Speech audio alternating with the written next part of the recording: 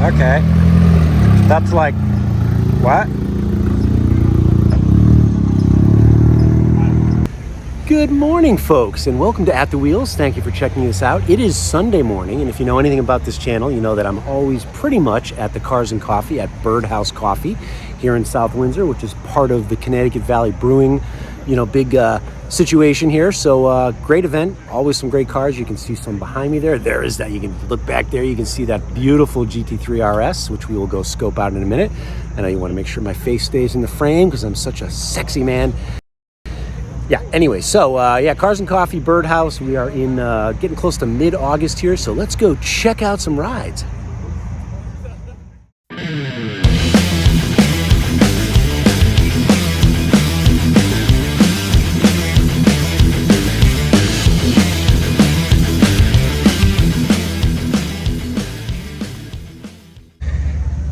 Have been a fan of this gentleman's car for quite some time. It is just a base Carrera, but it is a beautiful white. And if you notice, if you can see this in the video here, it has this really kind of cool blue interior, which you don't see a lot. And I think that's one of the reasons why he wanted this car. And it looks great.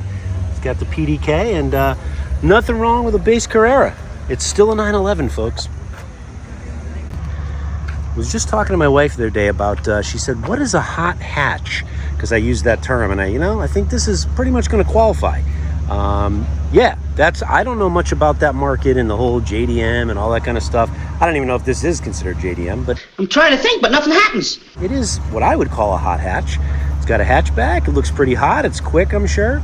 So that's what we're talking about when we say that term. So what's interesting is, a couple months ago, you wouldn't see a Z06 anywhere, at least the newest generation here. Now I'm seeing them all over the place. They are just beautiful. Obviously, we already know the engine is amazing. Incredible car, incredible car. It is getting busy here at Birdhouse. There's my car, my fantastic G80 M3 in Tanzanite blue, my little custom plate. Yeah, the more I drive this car, the more I fall in love with it. It really does nothing poorly. It does everything amazingly. It's incredibly fast, and it's sexy as hell. So back in the 80s, my mom, this is the 260. My mom actually had the 280Z. It was like a purplish color, like plum, I would describe it. And she let me borrow it to go see a buddy of mine, and I crashed it. I didn't actually crash it. That's not really fair to say. Somebody snuck through with the train track. The things were coming down to stop the train, and this dude snuck through, and he smashed into the side of me. And that was great, though. She was very, very happy to see that her car was smashed in on the side and pretty much wrecked, and we came up with this elaborate story that something happened at my buddy's house, somebody hit it, and then eventually, the wheels came off, and she found out the real truth, and went and lived with my friend Darren for about a month because she was so angry, she pretty much wanted to throw me out the window. But it was good times back in the 80s. We are gonna sneak up on here on my buddy Richard's car, and every time I see it, get the same visceral reaction. I mean, come on, look at this thing. This is a GT3 RS, the 992. It is absolutely incredible. It's got the Visac pack. It's got the bucket seats. It's amazing. But, there's been enough video and, press on this car that we all know how amazing this car is. But I think it's when you get up close to it, it really cracks open the sky here, and you can just see that it's an amazing car, and I will own it. I'm hoping Richard will give it to me, but I seriously doubt it. What? Bro, what are you talking about, man?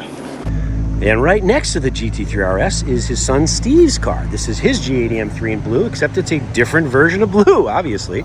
He's got the black wheels, which I still have, and gonna keep those as like my off-season kind of wheels. Gonna move on here. We have a beautiful 992 C4S. Gorgeous car. No complaints. It's a nice little row here, 3 beautiful Germans. Thank you. Somebody told me years ago that the more stickers you have on your car, the more horsepower it has. I don't know if that's true. I'm no engineer.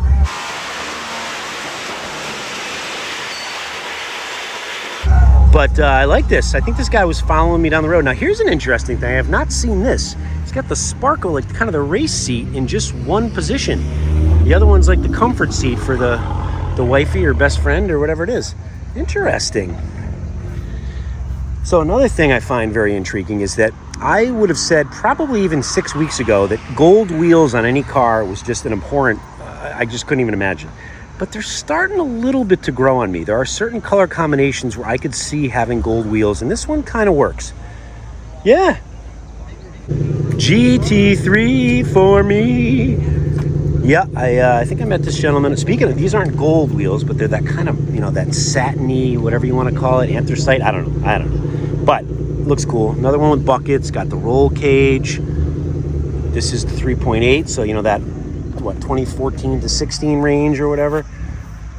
Now see, these are these netting type doors. These are what I'm looking for the Bronco, for our Pugonco as we call it.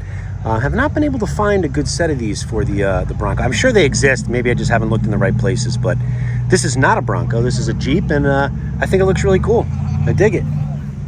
And right next door, what do we got over here? Look at this. We got another Z06, the current generation. They are coming out of the woodwork, man. I'm seeing these cars all over the place. Pretty soon it'll be the ZR1s that'll be popping up. Probably not in the same numbers as these, but yeah, the engine bay, of course, is not open, so we can't see that, but we know underneath there is just an absolute smoking flat plane crank V8. Awesome car. Little panning shot of the Connecticut Valley Brewing Company. Birdhouse Coffee is tucked in the corner over there. That's who sponsors the Cars and Coffee in the morning, Sundays, 8 a.m. to about 11 or so. Beautiful day here. Crowds are hopping, a lot of cars, having a good time. Hello. Hi there. Hello. So I saw this orange Chevelle pulling in earlier when I got here, and man, as I say, pretty much every time, these orange cars, man, they're just gorgeous. I don't know, this would definitely be one I'd have to add to the stable if I could get my hands on it. Beautiful. Just a ripper. Bumpy idle.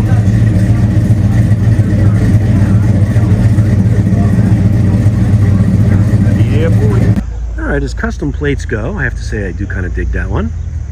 Turbo. Nice car, too. This I would probably call Lenny Corner, my lovely wife there. She likes the vintage stuff, so this would probably be something she'd love to have, along with that cool classic Chevy pickup there. Very nice. Still haven't completely understood this whole, cantilever kind of like, situation with these wheels. I don't know, slammed like that with those wheels. It's not for me, but I know it's big amongst a lot of the youngsters, so rock on if that's what you're into. My pal Mikey's Cobra. Look at this, huh? Beautiful car. These are one of those ones that, I don't know a ton about them, but I love them, and I would love to drive one. And actually, I forgot that I did drive one ages ago, but not for very long. Like, I'd love to just rip it and just let that rear end cut loose. Yeah, that's what I said, rear end cutting loose. Beautiful, beautiful ride. The proprietor of Connecticut Valley's car here, his done up 911. This has got all kinds of fun bits, and last check, I think he said 700 plus horsepower. Oh my. Did you know that every girl's crazy about a sharp dressed man? I know, it's not the same car, but it's in that ballpark. Orange, orange everywhere. This really is the car that started it all for me. I mean, I had my first car that I ever owned was a 79 5-liter. First year that they ever did the 5.0 from my recollection. And, in high school, beside the Grand National, which was like, a car you kind of lusted after because you definitely couldn't get one. These you could maybe get if they had some miles on it and you had a paper route or some way to make a little coin. So I did get one. It did not have this like the ground effects kit, the later models had, but a girlfriend of mine out in San Diego had one. I got to drive that a lot. Loved it. She broke my heart. But anyways, yeah, I can't get any really good lighting on this because it's behind the tree, but it's beautiful. Looks like it's in great shape.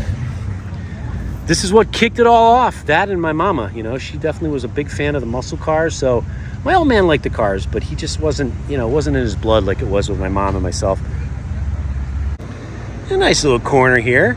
These Jags and another orange car. I mean, I say this, I'm like a broken record, but there's orange cars every week. They just keep coming out in droves, and I love all of them. I'll take this English beauty, this little cabriolet, sure. Probably rather take this 911 here, but I don't know. They're all sexy to me. And now parked next to that 280Z in orange is a E46 M3 in red. It was that Emola red, I believe. I think I might be right in that, but man, I always say this in these videos. I miss this car, I really do. Oh yes, and it's a stick too. So my two different ones I had were both black, jet black, and then I had a carbon black metallic with cinnamon, which, as I've said many times, is my favorite, probably my favorite car I've ever owned. I think it is. The GTS, the 911, was my favorite for, like, you know, I don't know, that probably was my favorite. I don't know. The E46 M3 is a sentimental favorite, let's call it that. And it drove amazing, and they're just beautiful. So another car I keep keeping my eye out for. If I could find one, I would grab it if it was a reasonable price. But these are legends. Creamy. Yeah, some good stuff right here. The V8 M3s. At some point, this will be added to the stable. I don't know when, but that's the case with a lot of these cars. I never know when, but it'll happen. It's got the other half of the car. I just where did it go?